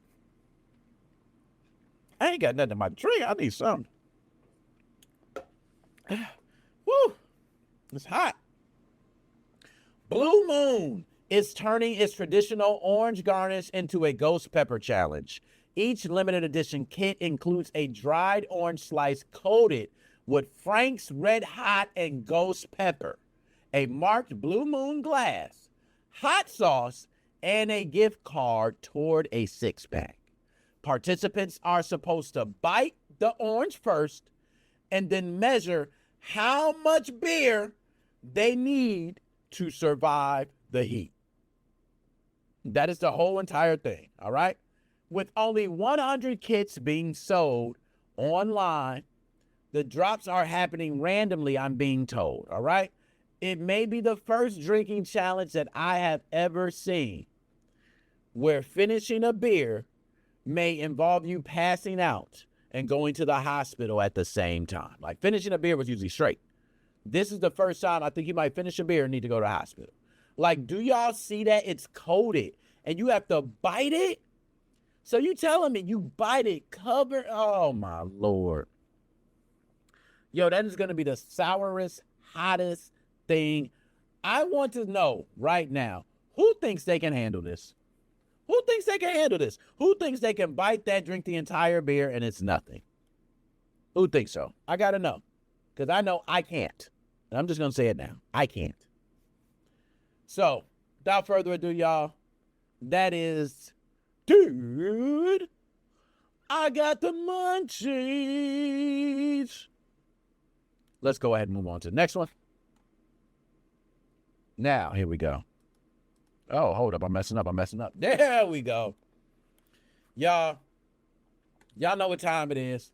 We switch topics from time to time. We do product of the week, game of the week. We switch some, we lose. But this one is game of the week. And y'all, I had to do this for game of the week. Usually I select certain games. I did certain games that came out. I could go ahead and shout out. Also, it is Marvel Tokens beta weekend, right? A lot of people are playing Marvel Token fighting game. Like, there's a lot of games I could shout out. But these two I want to shout out specifically. I got to say up front, I did have partnerships with both of them, working with both of them, right? But there's multiple reasons I want to talk about them. But we're just going to start with the games of the week, all right? They're Omiya and After End, okay? Omiya and After End demo. So both games previously partnered with me. I got to say it again, all right? I work with both games. So I don't want people thinking, you know what I mean? Like, oh, he's just so-and-so. I got to say that first. But Omiya is an AI-powered narrative RPG that allows players to type whatever they want to do or say instead of choosing from a fixed dialogue option, right? I've actually played it. I'm going to probably have some footage alongside when I repost this of me playing it. But it's an AI game master that like reacts and adapts to the story, which made the game entertaining during the stream for me. That's what I love best about it. All right. The audience could also help with the decision. Anything they want to say, I could do. So I want to say Omiya is best for players who enjoy interactive friction, maybe tabletop role playing, unpredictable storytelling, right? An AI system is the consistent in this. And I want you to know that. So the AI system is consistent and it's beautifully done. But I love the way it creates the freedom. So I want to say a big shout out to Omiya. Next one is After End. I want to talk about After End because the big thing for After End for me was that, and I think his name is Bryce Vitez, because I believe the dev is Vitez Games. I hope I got it right, but I know it's Vitez something. Hold up. I don't even want to mess you up, dog. Because if I mess you up, I'm going to be mad at myself. Vitez is it games? Let me see. Vitez Games. Right? No, it ain't Vitez Games. It's Vitez Games. Got it right. Damn, I'm good. Okay. So Vitez Games. The reason it's Vitez Games, I believe his name is Bryce Vitez. He is a solo developer and actually made After End. It is a first-person action RPG featuring exploration. I also was collecting loot, character progression, so I was leveling up. We got directional combat. I'm talking about you can swing going up, back, side, left, diagonal, down. Like, it is crazy. And also when you're parrying those directions as well. So players can practice in an arena, explore the world. You can, fight with multiple people alongside. Like, it is a great game, man. So it impressed me. Okay. And it is openly presented right now as an early proof of concept. So that is amazing. So big shout out to After End and Omiya. Right. Big shout out to them. Now, let's go ahead and move on to the last one, y'all. It's the last one. This is Choose Your Fate. Y'all know for Choose Your Fate what we do, man. Choose Your Fate is the one, man. It's the one where we probably got the most views right now. There is, you know what? Hold on. Let me just show you how much Choose Your Fate does. And this is for the audio podcast listeners out there. Hold on. That's TikTok, so it might come up with some audio at first. I'm just going to go to comments, right? So let's go to comments. This is activity, right? So I want people to see activity. First one is a Choose Your Fate. Can you see that? Is a Choose Your Fate. First one, didn't even know. Just clicked and looked. Right? Then I can look through. Choose Your Fate, 2 hours ago. Choose Your Fate. This is one we put up months ago between, oh my goodness, Dan and Glass Joe. Like, we have so many Choose Your Fate ones that are just killing it. So, nonetheless, y'all know what it is. It's head-to-head choices, video gaming. Which one is better? Let's get straight to the shit. All right, I'm straight with it, man. All right, here we go. On to the first one. Now, hopefully we got this right. Oh, okay. So first one, who wins in a head-to-head battle? Sega VMU or Game Boy camera and printer? I'm not gonna lie, this is a very interesting battle. I love them both. I must say I love them both. But I have to go with the Sega VMU. I feel like that is one of the most innovative accessories ever made, way ahead of its time. You could take it with you. Also, if you were playing like Madden, you can pick your plays on it. You know, when you took it with you, you could play on it. You also can plug it into another controller somewhere else and pick up your saves there for the Dreamcast. It was amazing. So I do have to say, a lot of me almost 100% had to say Sega VMU hands down. Now, on the other side, okay, on the other side. Now, Shane, you're watching the vertical. You can't see. I'm glad you said that, Shane. Okay, I'm glad you said that. Now, the thing is, Shane, I'm going to see if I can switch one side without switching the other. Right? Because I only want to switch this side. I can't do it, Shane. I can't do it. Yo, if you can, you need to do the landscape. You know what? Because look, if I do this, let me show you guys. I'm going to show you guys right now. I can do this, right? But if you're vertical or landscape, it's not going to look 100%. You got some of the screen off. Might be okay, right? If I click this one, if you're vertical or landscape, you see the whole thing. If you're vertical, you might not get it. If I do this one, you're cutting off part of the screen on both. If I do this one, you're cutting off part of the screen. If I do this one, you got 2 full ones on both, but they're just 2 full ones. That's it. They're both full. Nothing's big. You see what I mean? Every single one just allows something to be cut off. Right? Every single one. So, Shane, for this segment, we got to do this one. My apologies. And then we got people clipping. And when we do the reclips and the edit, they have to be formatted in a certain way. So, my bad. Shane, can you do me a favor? Can you hit the landscape and turn it? Or you can back out, go back into the other live YouTube. We got 2 live YouTube streams going right now. We got a vertical stream and we also got a landscape stream. All right, cool. Okay. Nonetheless, the Game Boy camera and printer, so innovative, and I think is wonderful, especially for people who like their Game Boys. You're traveling, you take a picture with people, and you can show it. Other than that, I think that's it. That's why I think the Sega VMU just smashes the Game Boy camera and printer, hands down. You guys let me know how you feel, but I got Sega VMU smashing this easily. Okay? Easily. That's just me. I don't know what y'all, that's just me. That's easy. Sega VMU smashes the Game Boy camera and printer. And for those who do not know, that is the visual memory unit is what it stands for. Okay. Little edumacation. Let's go on to the next one. Oh, damn. That's tough. I have never used either one of these. So this is a bad one for me. But which controller wins in a head-to-head battle? The Guitar Hero Les Paul controller or the Steel Battalion controller? I have never used either one. I am going to go with, and I know people are going to destroy me with this one, but I'm going to go with the Steel Battalion controller. And I understand the Guitar Hero controller is amazing. The longevity, how popular it is. It's being used at Dave & Buster's right now, right? Like, it is amazing. But that Steel Battalion controller, look how many damn buttons we talking about, bro. Like, anybody who literally plays that game and knows every button and knows where everything is and plays great with it, that to me is way more impressive than somebody playing Guitar Hero. That is just me.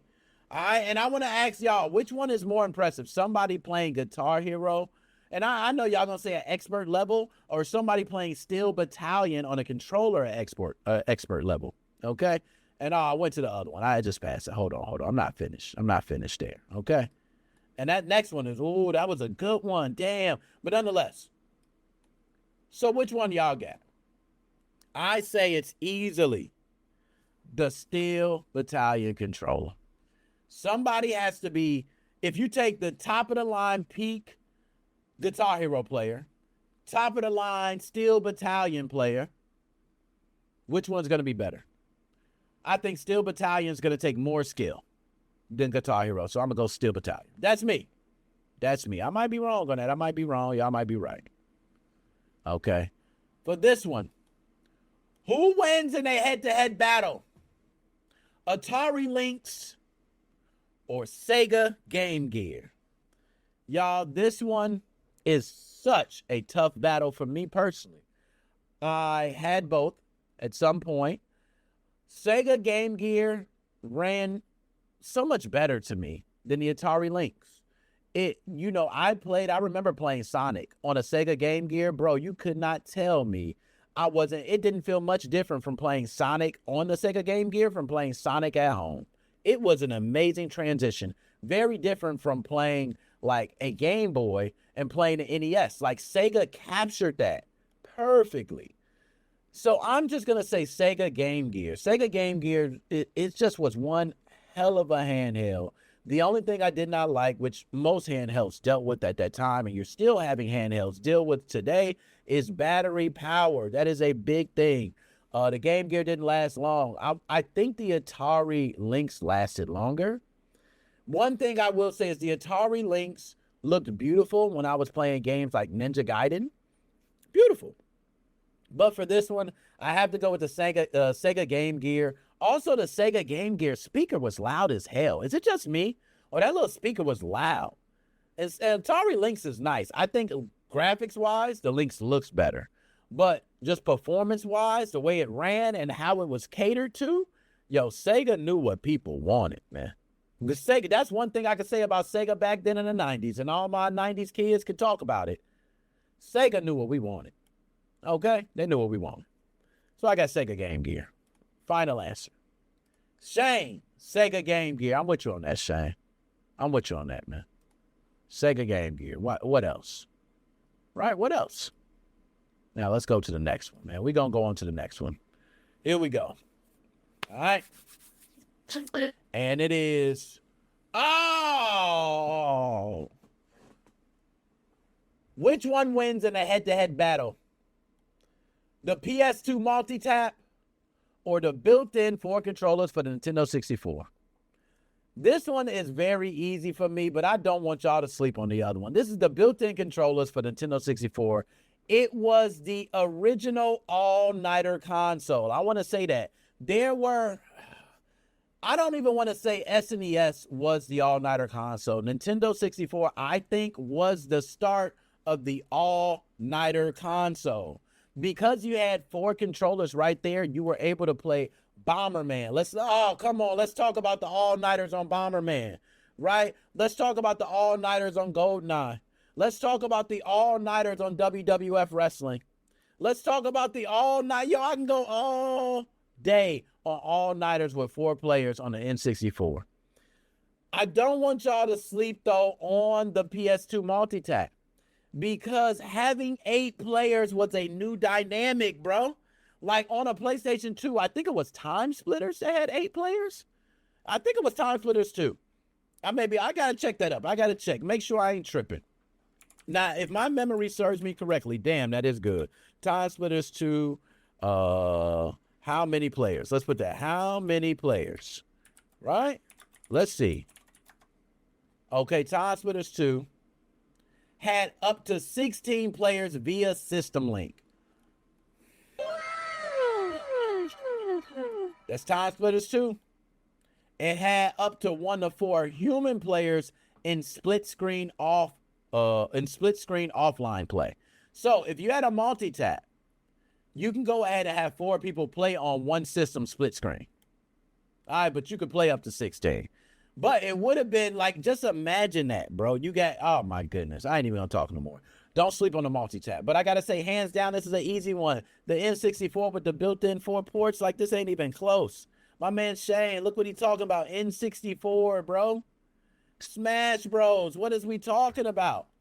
I ain't say Smash Bros. My fault. My fault for not mentioning Smash Brothers. Another game that was an all-nighter. You know what I mean? Smash Brothers was many all-nighters.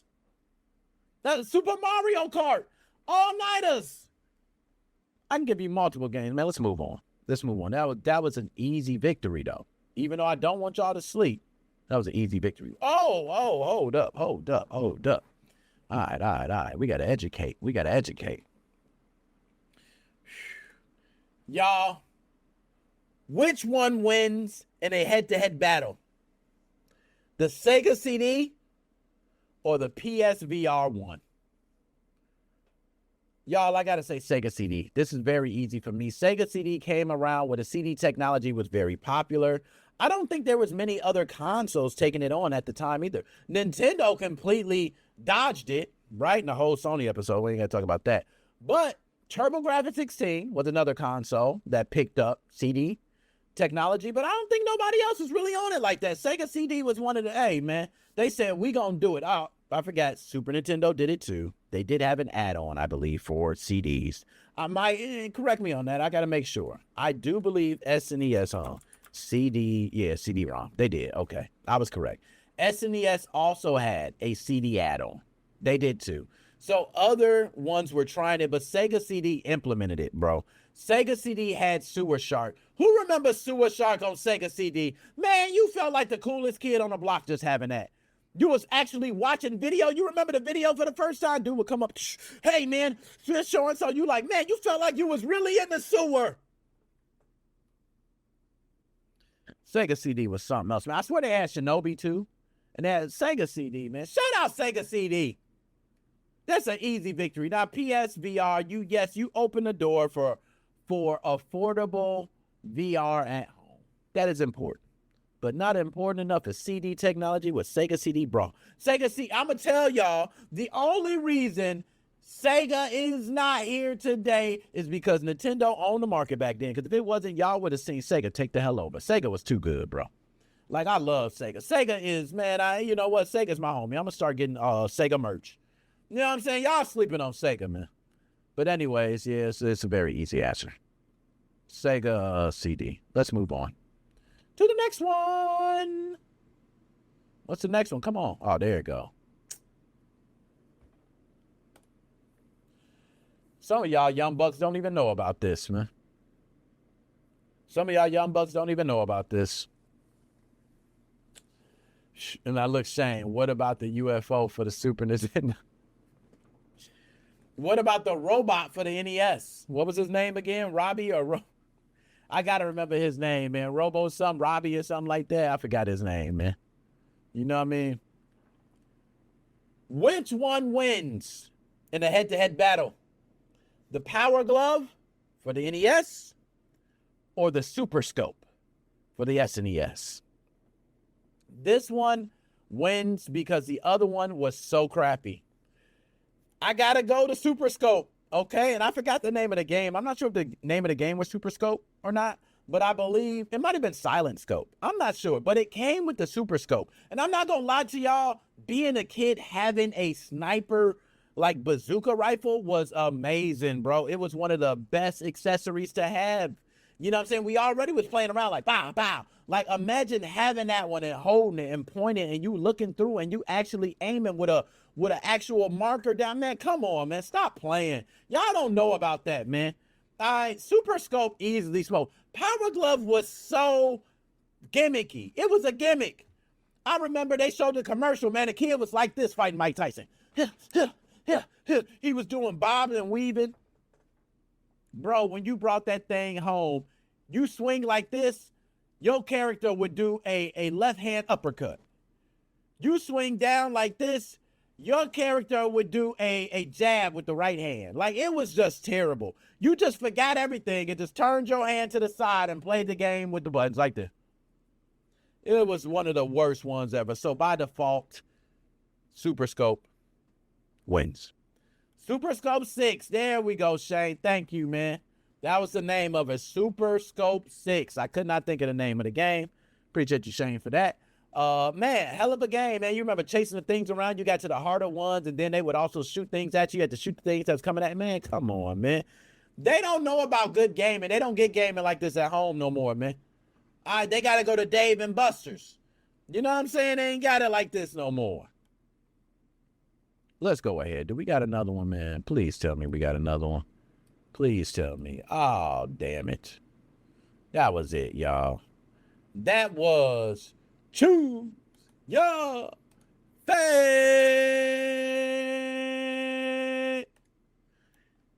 Damn, we killed it, y'all. DJ C Money. I'm going to put, hey, you said the link ain't work, DJ C Money. I'm going to put the link right here. You got it right here. It's coming now. the link. Because y'all know we got to bring DJC Money. There the link is right there. I'm watching the check marks now. Twitch, it just made it. YouTube, it made it. It made it to both streams on YouTube. It's still a circle on Facebook. All right, it ain't hit Facebook yet. I'm waiting. My bad, DJC Money. All right, there you go. Green check mark on Facebook. If you don't see it, DJC Money, you need to go to the Nick Moses 05 page. DJC Money. Anybody want to come in and say any last words? The damn link is there. You can hit it. You can come in and say whatever. But, yo, I appreciate everybody being here, man. We had a hell of a show. These clips, I want to get up ASAP. Also, for the podcast listeners, this episode will be up. I want it up tomorrow, but it might go up tonight. So if you're listening on the podcast, thank you for that. Also, we have previous interviews that will be going up. They'll be going up on multiple channels. They'll be going up on YouTube, and they'll be going up on the podcast platforms. For the podcast listeners, y'all got something special because these interviews are going to be going to y'all first because it needs editing. So the podcast listeners get it with raw unedits, right? They get it raw, no edits. So if you want to go ahead and hear these interviews, please tune in to the Nick Moses 05 Gaming Podcast on all platforms, man. We also do video now. So if you go to Apple iTunes, speaking of just a show, right now, and I'm going to make sure this works because they told me it works and I'm paying for it, so it needs to work. Let's just put Nick Moses 05. Hold on, I just put iTunes, Nick Moses 05. Nick Moses 05. There we go. Should come up, right? There we go. Click it. So I'm going to share the screen real quick. Let's see if this works, y'all. All right, we're going to actually see live. I'm supposedly have video with my audio. So if you're a podcast listener and you want to just watch the video, it should be right there for you to be able to watch. You see video right here. So if we click it, okay, you see right here, you don't see much. You just see that. Let's go back. Let's make sure. If we click here, let's click it again. Let's click play. There we go. So if you click play, you notice it shows the video. You can actually select turn off video and you can listen to the episode. That is pretty dope, bro. I gotta say, that's pretty nice. I'm glad podcast game is stepping up finally. You want to watch the video for Nick Moses 05 Gaming Podcast? Just click on the video, man. You on Apple, you on Spotify, you click the video. You just go and watch us, man. But if you don't want to watch us, you just want to listen, hey, just click the button and go ahead and listen, man. I love that. I love that right there, man. You know what I'm saying? Now, let's go ahead and bring on my dog, man. Shane, what is up, man? What is up, my dog Shane? Sniggy snap, man. What's going on? What's going on, man? Yeah, we can hear you good. Hold on. I'm going to make sure you ain't duplicating. Is he duplicating? Anybody let me know if it's duplicating. It shouldn't be. We should be good. Shane, what's up, man? How are you doing, man? All good, mate. Look at damn. I ain't gonna lie, I'm jealous of that arcade setup. Now, let me ask, that arcade setup, you built that one? No, it was purchased from a company in Queensland who now went broke. Oh, damn, I'm about to say, hey, you need to tag them right now. You know what I'm saying? I might need to holler at them. You know, I want to build one, but I'm going through a lot of different things. I'm going to tell you, I ain't going to give away. I'll tell you off stream, my real one. You know what I mean? Because it's a plan for, you know, I know people going to jack it, but I do want an arcade setup where I have 2 arcade control sticks, just like you got right there. So a nice little cover. I want the whole full arcade, but I don't know how big I want my screen. So that's where I'm deciding, right? Yeah, but you're right. I want something big, right? So I can sit there and then I don't know if I want to hook up a mini PC. You know, I don't know if I want to start off with something and build off of, but really I just want to get a mini PC. I want to be honest and build it from scratch, man. So I'm glad you purchased that. I might purchase my first one to keep it easy. You know what I mean? Not long before I'm in Chicago. I know, man. Yo, are you nervous? Are you nervous at all? Not at all, bro. I'm in the US for 9 weeks. Yeah, see, I know you ain't nervous, man. You know what I mean? That's how I be. When I go places, they be like, I'll be like, man, it's just, I know it seems crazy, but I just have this aura over me. Like, I'm good. You know what I mean? It's wonderful. It's peaceful. You know what I mean? It's lovely. Like, I don't know. It's just different. It's a different aura and everything just goes beautiful. People are nice and so and so. Now, Shane, how many countries have you been to so far? I've been Indonesia, China, Japan, where else? That's really it, to be honest. No, you Now, out of all of those, which one was, we're going to start with what everybody want. Which one was the meanest? Which one was one where you left with the, now I don't want to say mean because I don't want to disrespect the entire country, right? Like it's not like that with everyone, I'm sure. But which place you left with the culture seems to be more this way? Well, the most peaceful is definitely Indonesia, Bali. Yeah. It's very, very peaceful. It's the people are lovely. If you're street smart like you are, you don't have any dramas. Yeah. You got to excuse my voice because my throat's a bit sore. So Oh man, you sound good.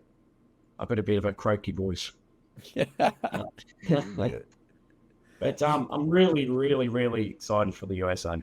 Really excited. Yo, when you get here, man, it's a lot. You know what I mean? I ain't gonna lie, USA, and I take it for granted. I know I do. But many people have said when they're coming to the States every time, like, they're like, y'all just take it for granted. You got beautiful mountains over here with snow at one place. Then over here, you got beaches and all this right over here. You got forests where you can go hike and do this over here. It's like you got everything here. You know what I mean? There's nothing you don't have.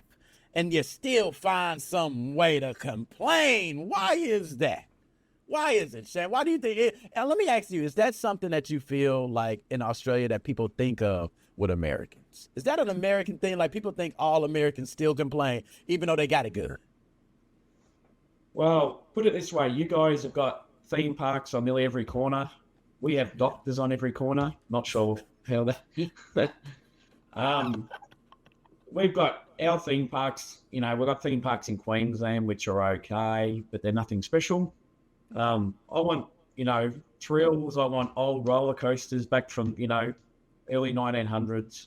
I'll tell you, I'm just so, I've just got to book an NBA game, brother. Oh, man. And you know what? I'm not going to lie.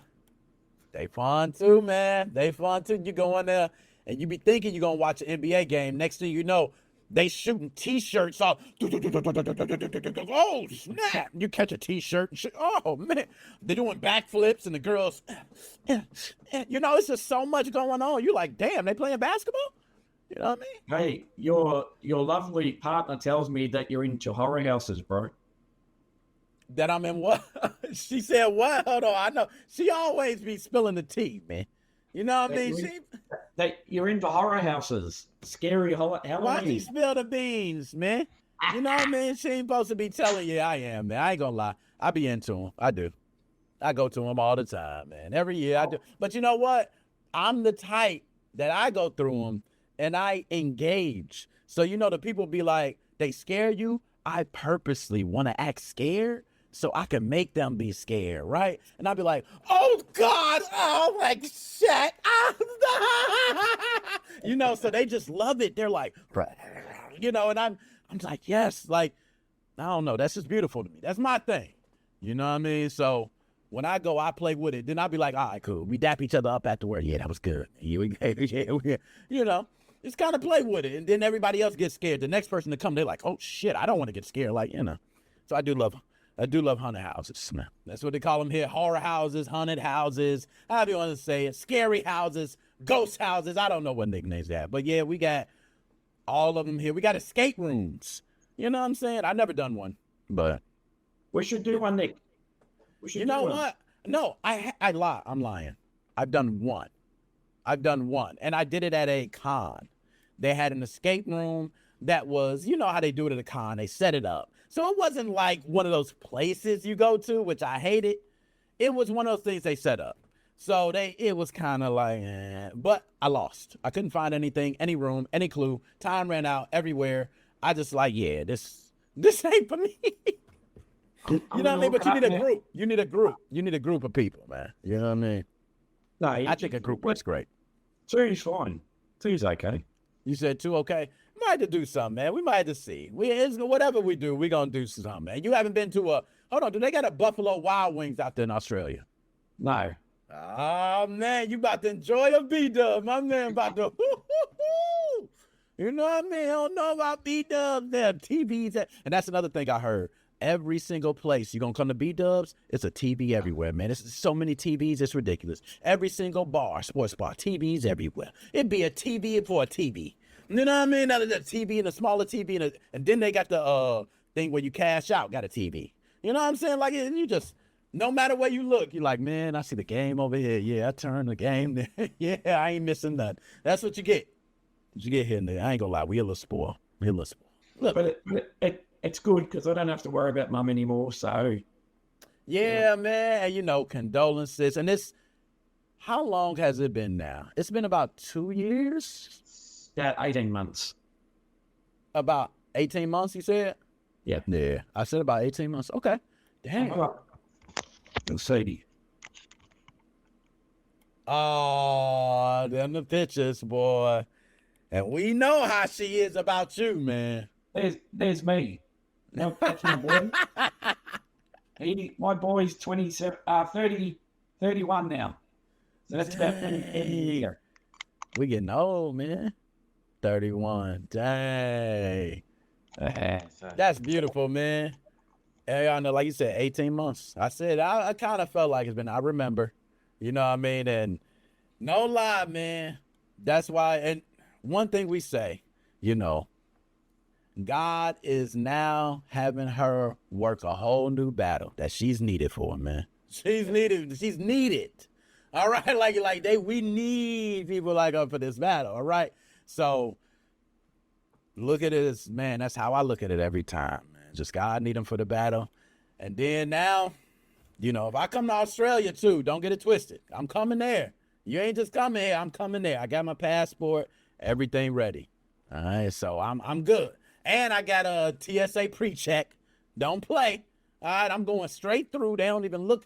Hey, man, you just walk through. Look at your face. Yeah, you. Hey, Nick, if you come here, I can take you to Moody Ponds. You can check out that store. Yo, you ain't lying. I can get some live footage at Mooney, man. You know what I'm saying? That Mooney Ponds, yo, that's crazy, man. And I seen it too. I'm like, oh, straight, damn. Mooney Ponds, they hit them up, bro. And they was falling. They was drunk. You could tell they was drunk. You know what I'm saying? They was drunk robbing that joint. You know what I'm saying? They, oh, God. Whoa, get it, man. And they got out. Should have called them Dumber and Dumber. Yeah. Yo, you ain't lying, man. Like she said, yo, the link, DJC Money, the link is working, DJC Money. I can't make it work, DJC Money. I can't redo the link. On my phone, I couldn't get it to work, but on the main PC, I could. He gave some knowledge. DJC Money. Maybe the hyperlink's not working or something. Yeah, maybe the hyperlink not working. Try on a PC or try a different browser. If you got, you know, Chrome, try Edge. You got to prepare for that long flight. Oh, man, she ain't lying. Hey, that flight is long, man. You know how them flights be. Hang on. Come here, Papa. Oh, let's see. Oh, look at that. Look, ran all the way in there. I don't know where. What's that, boy? A boy? Ghetto. Girl, oh, she ran all the way from wherever she was, bro. You said, all you heard was...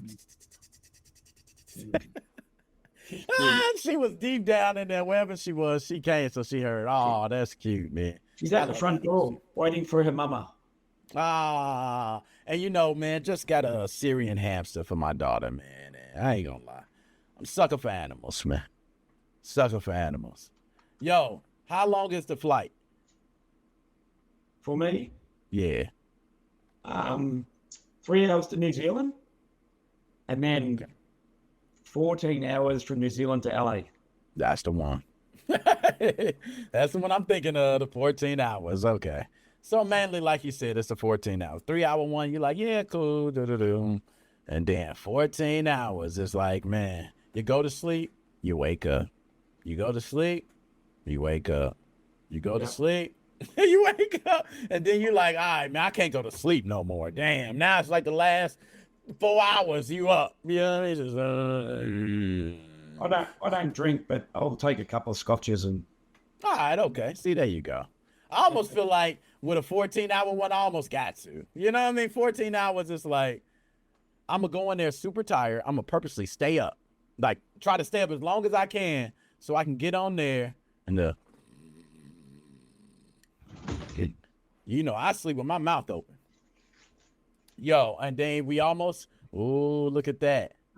10. That boy got that 10. What you know about that $10 bill, man?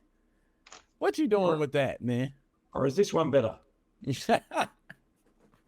What you doing with that $10 bill, man? You just got it sitting over there. Look at him. Someone gave it to me, but I thought that's not going to be enough. Yeah, okay. Not figure. You know what? I had a couple different, I think, like different coins and stuff. I forgot what I did with all of it. You know, it's been so long ago. Yo, then LA to Chicago, that's a lot of flying. Oh, but the LA Chicago one won't be too bad, at least, because that 14-hour one is the one. I think LA Chicago, shoot, if they hopefully they got you on a good plane. You know what I mean? They ain't got you on no crappy plane. That'd be sad.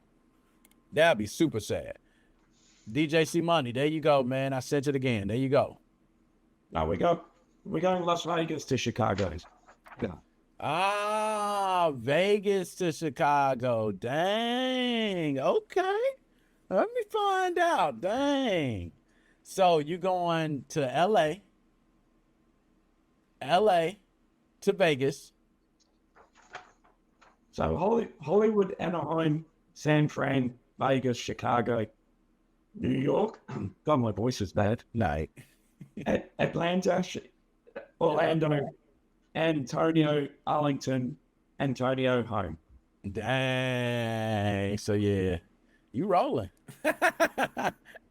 You going that direction. That's for sure.